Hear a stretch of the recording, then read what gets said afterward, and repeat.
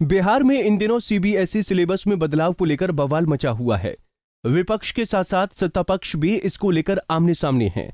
सत्ता के साझीदार जदयू और बीजेपी की अलग अलग राय है।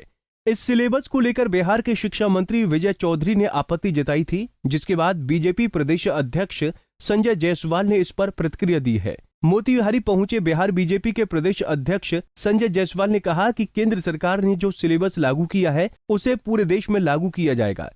इसी के साथ उन्होंने कहा कि पुराने इतिहास में जो विदेश शासक ने देश पर राज किया उनको पहले पन्ने पर जगह दी गई थी और जो इस देश के लिए अपनी जान न्यौछावर किए उन्हें पिछले पन्नों पर रखा गया। इसलिए जो सिलेबस बना है वो बहुत ही बैलेंस है। इस सिलेबस को पूरे देश में लागू किया जाएगा। भारत की शिक्षा भारतीय के द्वारा और भारतीयों के लिए होनी चाहिए। भारत ही एकमात्र है, चूंकि अंग्रेजों ने सबसे पहले मैकाले का अंग्रेजी पुस्तक शुरू किया अपना दोष बचाने के लिए कि अंग्रेज विदेशी नहीं है। इसके लिए जो जो विदेशी आक्रांताएं थे उनको लेकर के उनका महिमा मंडन का काम किया गया और जिन हिंदुस्तानियों ने उन विदेशी आक्रांताओं से लड़ करके अपनी जान दी, अपना सर्वस्व न्यौछावर किया गया, उनको कहीं ना कहीं पिछले पन्ने पर भेजा गया है।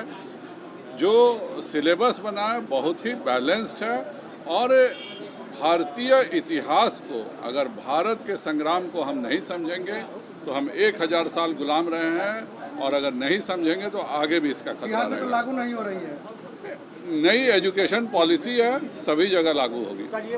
बता दें कि शिक्षा मंत्री विजय चौधरी ने कहा था कि मुगल काल और गुट निरपेक्ष आंदोलन के बारे में पढ़ना और जानना जरूरी है।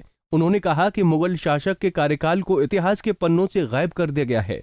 बिहार में ये सिलेबस लागू नहीं होगा क्योंकि इसमें इतिहास के साथ छेड़छाड़ किया गया है। पंजाब केसरी टीवी के लिए मोतिहारी से अभिषेक की रिपोर्ट।